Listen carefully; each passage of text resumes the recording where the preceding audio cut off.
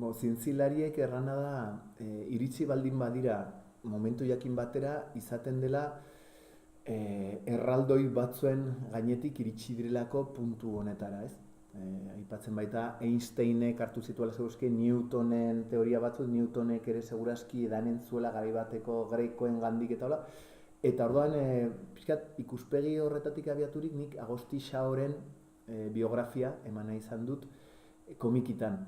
Netako Euskaldunontzako erraldoi handienetako bada, eta ja duela 200 urte kasi ja formulatu zituen oraiko egunean ere oso aktualak diren aldarrikapen batzuk.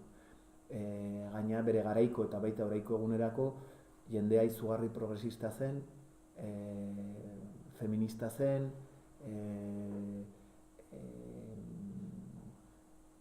euskarari sekulako importantzia ematen zion, hizkuntzaren importantzia, berak hartzen zuen gure zu herrikoia zela euskara, eta lehenbiziko kazeta euskaraz berak egin zuen, 1850 garranean, bera hartu zen ze importantea zen euskaldunontzako izatea gure prensa idatzia.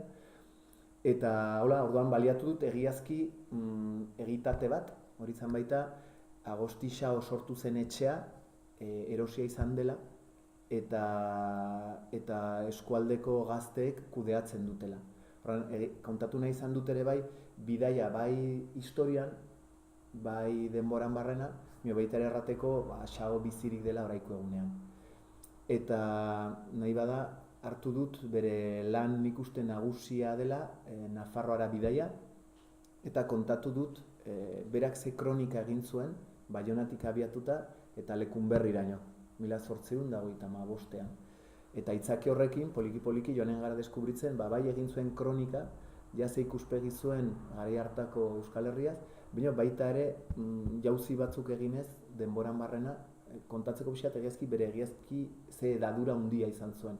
Politikan, biztan dena, gizon politikoa zen, eta politikoa ulertzen zuen herrian eta jende xearen aldeko zerbitzu, jende ezkertiarra zen, izugarri progresista, eta kosmogonia asmatu zuen, munduaren sorrera, Basa Jauna eta Mari eta gauza guztiak horren inguruan egin zuen teoria bat oso interesgarria, eta saiatu naiz bere osotasunean euskaldunontzako ze importante izan den.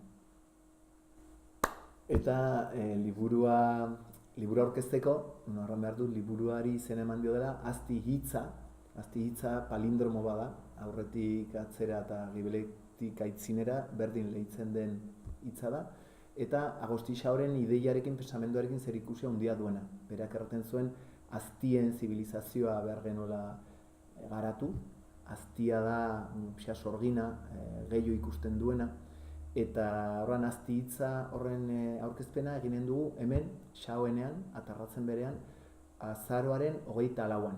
Azaroaren 24an, izaten da arratsaldean programazioa, aurrentzako taula, eta gero arratsaldeko 6:30etan aurkezpena ja irekia, eta gero kontzertua, zer jan, zer edan, eta zer solastu Xaoren inguruan.